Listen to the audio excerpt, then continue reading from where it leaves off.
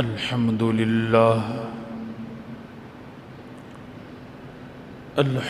لله نحمده ونستعينه ونستغفره ونؤمن به ونتوكل عليه ونعوذ بالله من شرور أنفسنا ومن سيئات أعمالنا من يهده الله فلا مضل له ومن يضلله فلا هادي له ونشهد أن لا إله إلا الله وحده لا شريك له ونشهد أن سيدنا ومولانا محمدا عبده ورسوله وصلى الله تعالى عليه وعلى آله وأصحابه أما بعد فأعوذ بالله من الشيطان الرجيم بسم الله الرحمن الرحيم وإذ قال إبراهيم رب اجعل هذا بلدا آمنا وارزق أهله من الثمرات من آمن منهم بالله واليوم الآخر قال ومن كفر فأمتعه قليلا ثم أضطره إلى عذاب النار وبئس المصير. روي عن النبي صلى الله عليه وسلم كان إذا قدم من سفر فنظر إلى جدرات المدينة أوضع راحلته وإن كان على دابة حركها من حبها أو كما قال عليه الصلاة والسلام بلغ العلا بكماله كشف الدجى بجماله حسنت جميع خصاله صلوا عليه وآله مولاي صل وسلم دائما أبدا على حبيبك خير خلق كلهم إله نجني من كل زيق بجاه محمد مولى الكريم وهب لي في مدينته قرارا وبعد الموت دفنا بالبقيع. حضرات محترم اور سامعین مکرم، ابھی آپ کے سامنے قرآن حکیم فرقان حمید سے چند کلمات مقدسہ کی تلاوت کی ہے، اور آقا دو جہاں صلی اللہ علیہ وسلم کا ایک ارشاد مبارک پڑھا ہے. دعا کریں کہ اللہ کریم مجھے صحیح بیان کرنے کی توفیق عطا فرمائے اور ہم سبھی کو اس پر عمل کرنے کی توفیق عطا فرمائے. اللہ تعالیٰ نے جو دین اسلام ہمیں عطا کیا ہے، یہ ہم انسانوں کی عین فطرت ہے، اور وہ تمام چیزیں جو اللہ نے ہمارے اندر رکھ دی ہیں، یہ دین اسلام ان چیزوں کو ختم نہیں کرتا بلکہ ان کی اصلاح کرتا ہے. جس طرح آپ کوئی بھی چیز بناتے ہیں تو وہ چیز کا ایک مقصد ہے کہ جس مقصد کے لیے آپ نے اس کو لیا یا اس کو بنایا، تو جس مقصد کے لیے آپ بناتے ہیں اس مقصد کی اہلیت اور قابلیت آپ اس میں رکھیں گے۔ مثلا اگر آپ کے ہاتھ میں موبائل فون ہے، اب یہ موبائل فون کیوں بنایا گیا؟ بھائی ایک بندہ دوسرے سے رابطہ کرتا ہے تو اس میں وہ صلاحیت رکھی جائے گی، بھائی بولنے کا نظام بھی ہوگا، سننے کا نظام بھی ہوگا۔ تو جس چیز کو جس مقصد کے لیے بنایا جاتا ہے تو اس مقصد کو پورا کرنے کے لیے اس چیز میں اللہ تعالی کی طرف سے یقیناً صلاحیت رکھی جاتی ہے۔ اسی طرح اللہ تعالیٰ نے ہم سب کو دنیا میں بھیجا تو جہاں اللہ نے ہمیں دیگر تعلیمات دی، اللہ تعالیٰ نے ہمیں رہنمائی دی، احکامات دیے، وہاں اس چیز کے بارے میں بھی اللہ نے ہمیں آگاہی دی کہ جس علاقے میں، جس وطن میں، جس ملک میں ہم مانگ کھولتے ہیں۔ آپ دیکھیں ایک جانور ہے، ایک پرندہ ہے،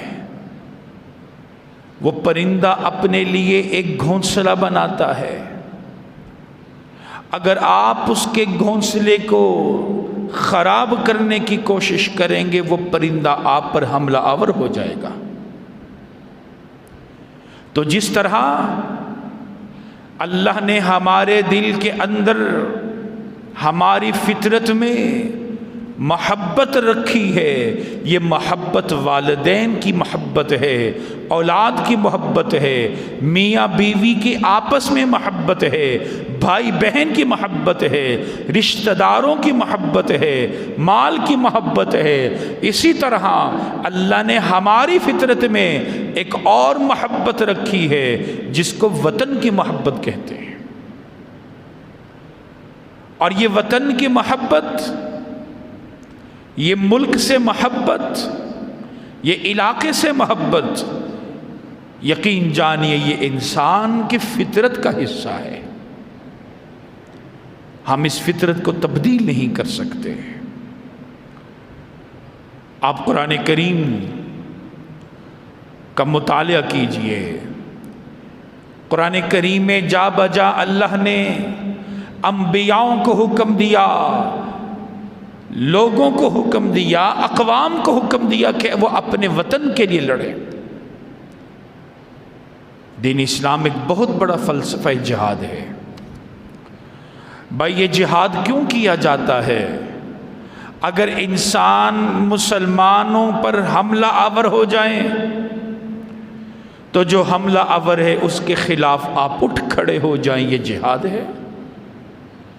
دین اسلام صرف یہاں پر بس نہیں کر رہا، بلکہ دین اسلام ہمیں یہ سمجھا رہا ہے اگر آپ کی ریاست پر، آپ کے ملک پر، آپ کے وطن پر کوئی بھی حملہ آور ہو جائے آپ اس کے خلاف کھڑے ہو جائیں۔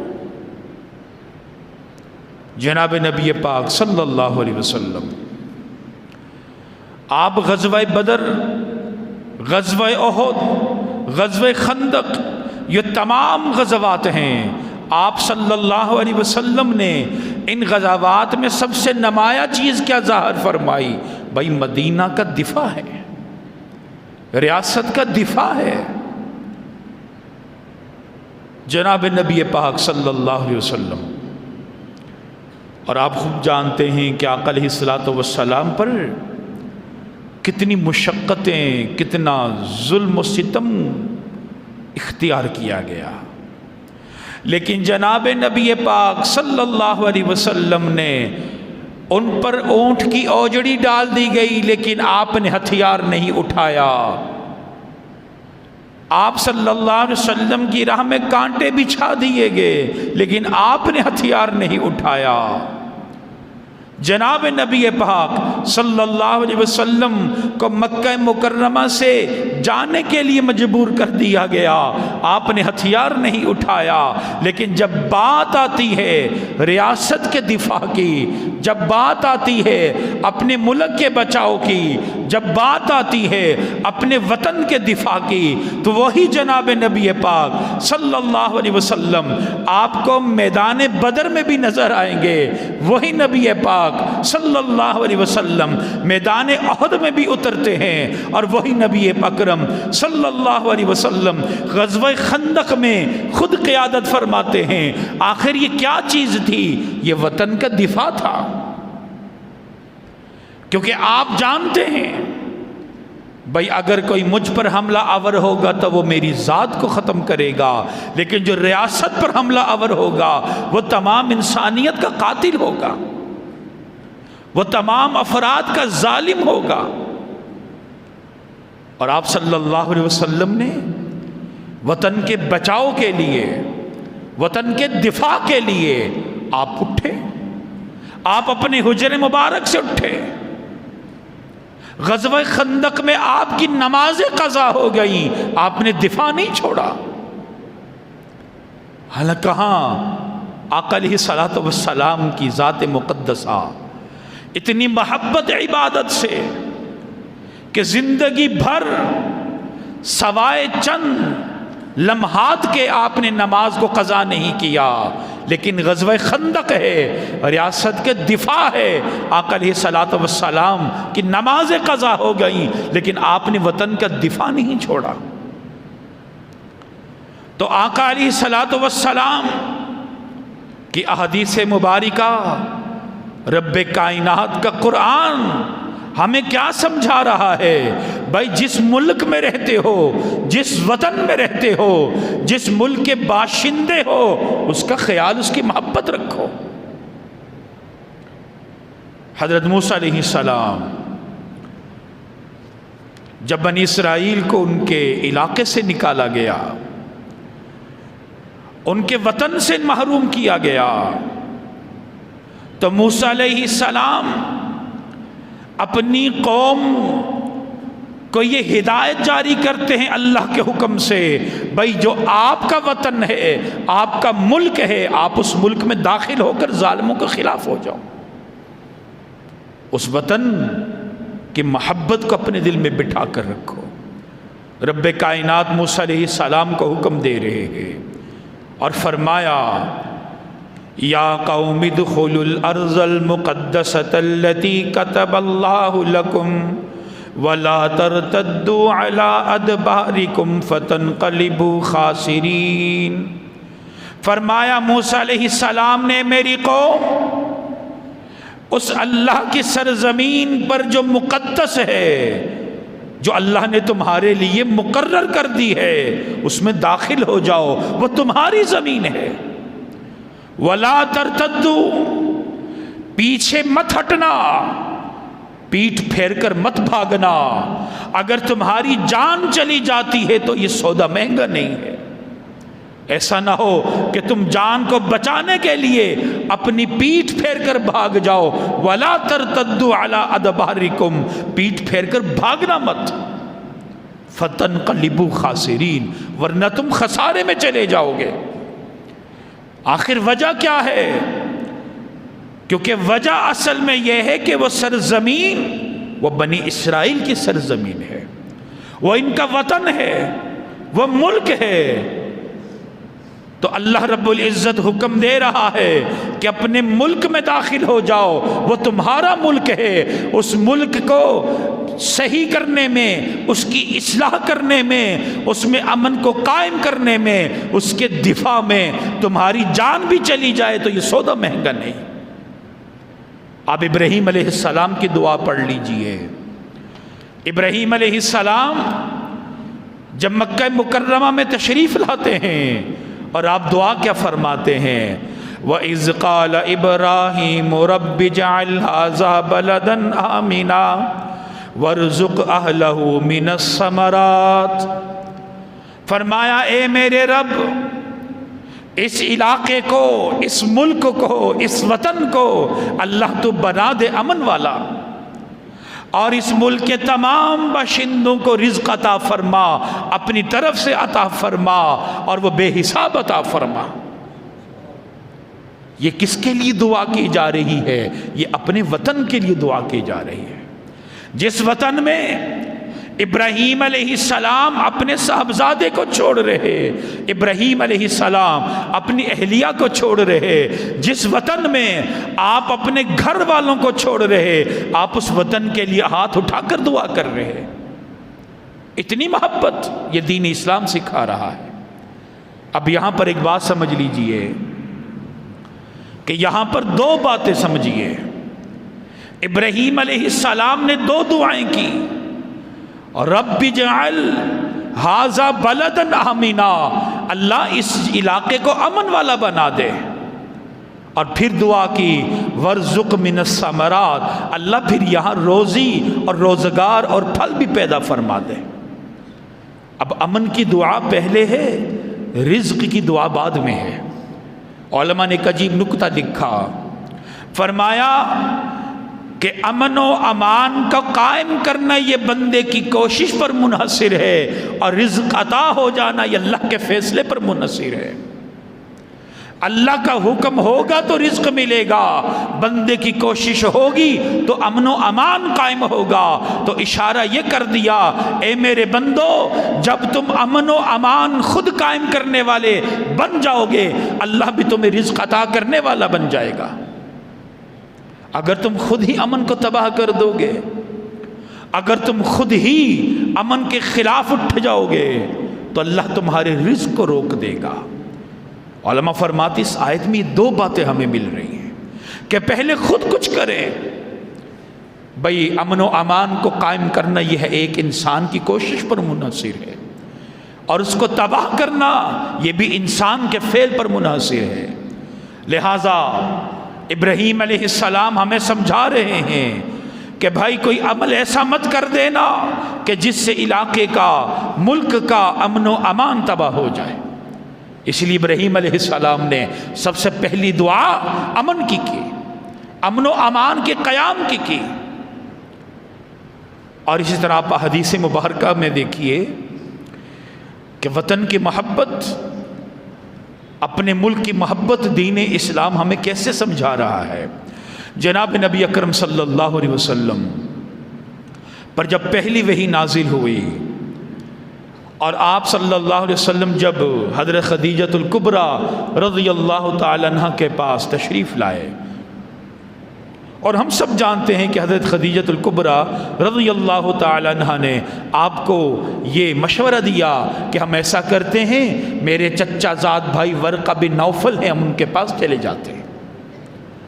تو آقا علیہ الصلوۃ والسلام حضرت خدیجۃ الکبریٰ رضی اللہ تعالی عنہ کے ساتھ ورقہ بن نوفل کے پاس چلے گئے، اور ورقہ بن نوفل نے آپ کو 3 باتیں کہی تھیں، اور حدیث مبارکہ میں وہ 3 باتیں ملتی ہیں۔ جب آپ صلی اللہ علیہ وسلم نے اپنا پورا واقعہ سنایا تو ورقہ بن نوفل نے 3 باتیں کہیں۔ پہلی بات یہ تھی کہ یہ فرشتہ جس کے پاس آیا اس کو 3 چیزیں ملی ہیں، اور مجھے یہ خدشہ ہے آپ بھی ان 3 چیزوں میں مبتلا ہوں گے۔ پہلی چیز کیا تھی کہ آپ جب دعوت دیں گے تو آپ کی دعوت آپ کی قوم جھٹلا دے گی، آپ کا ساتھ نہیں دے گی، آپ کی بات کا انکار کرے گی۔ جب پہلی بات کی، آقا علیہ الصلوۃ والسلام خاموش تھے۔ ورقہ بن نوفل نے دوسری بات کی کہ آپ کے ساتھ دوسرا یہ حال ہوگا کہ یہ لوگ آپ کو اذیتیں دیں گے، آپ پر ظلم کریں گے، آپ پر تشدد کریں گے، آپ کے مخالف ہو جائیں گے۔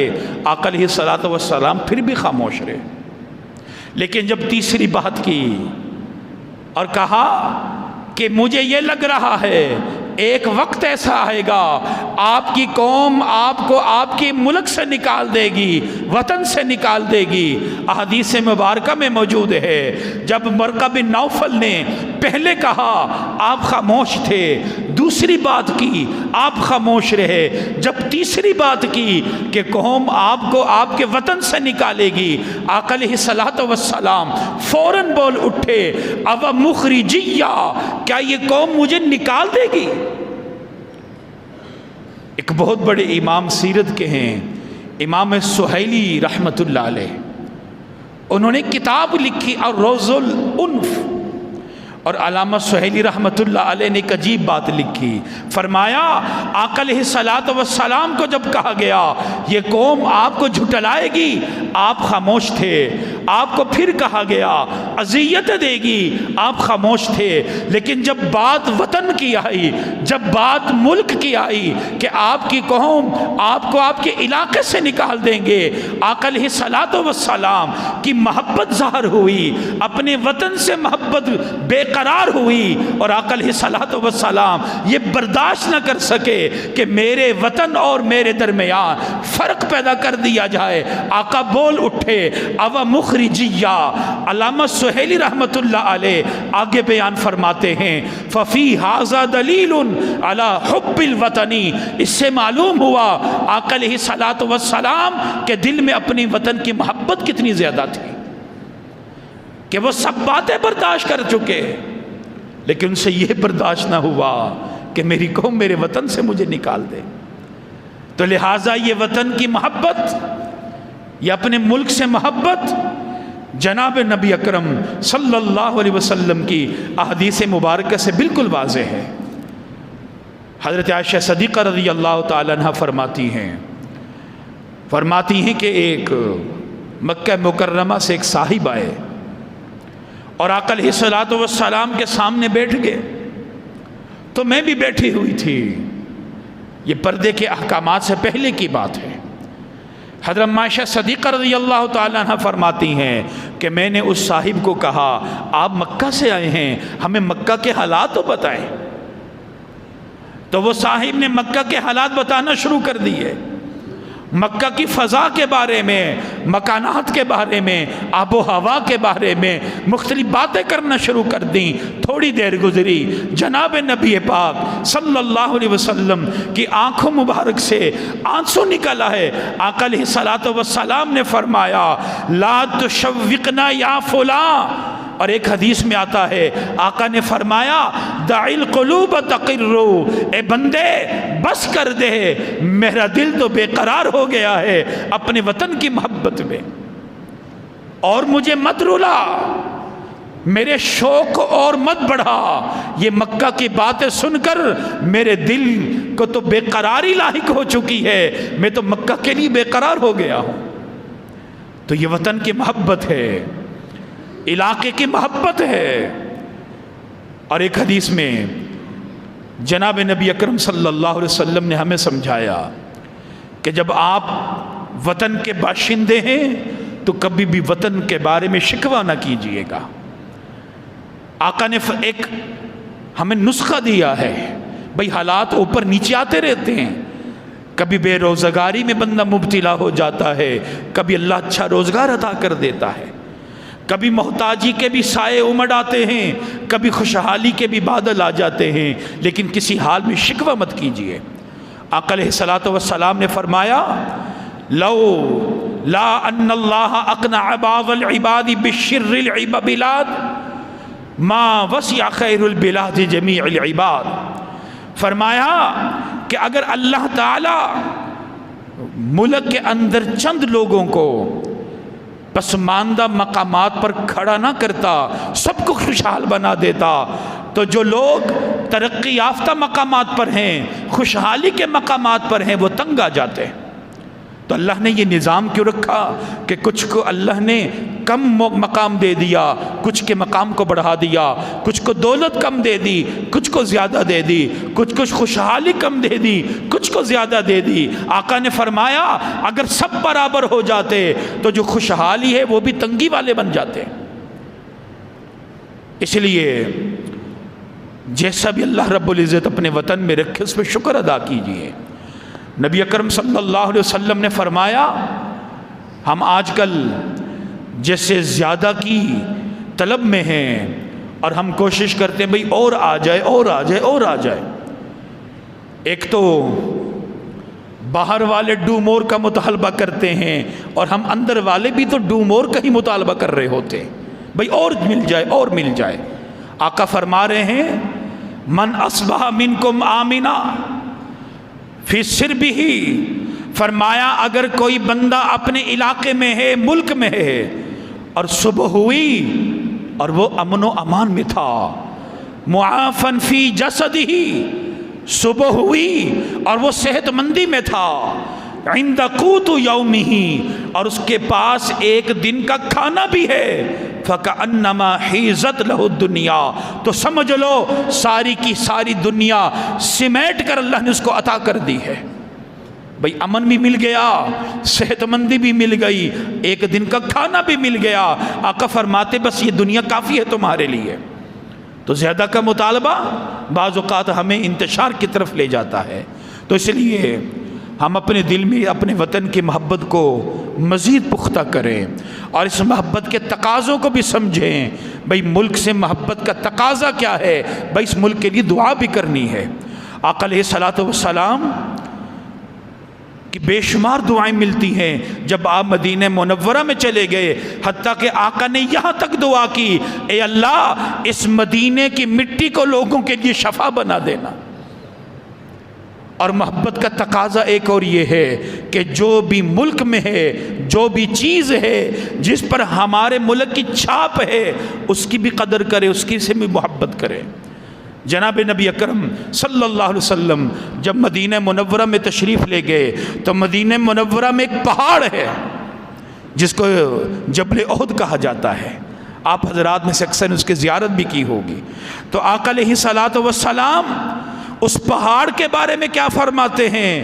فرمایا اے اللہ یہ احد مجھ سے محبت کرتا ہے اور اے اللہ میں اس احد سے محبت کرتا ہوں۔ تو لہٰذا وطن کی ہر چیز سے محبت یہ بھی حب الوطنی کا تقاضا ہے۔ تو بہرحال ہم اپنے آپ کو صحیح معنوں میں مسلمان بنائیں، صحیح معنوں میں اپنے ملک کا باشندہ بننے کی ہم کوشش کریں تاکہ اللہ تعالی ہم پر اپنی برکتوں کو نازل فرمائے۔ دعا کر اللہ تعالی جو کہا جو سنا عمل کی توفیق عطا فرمائے۔ وآخر دعوانا ان الحمد للہ رب العالمین۔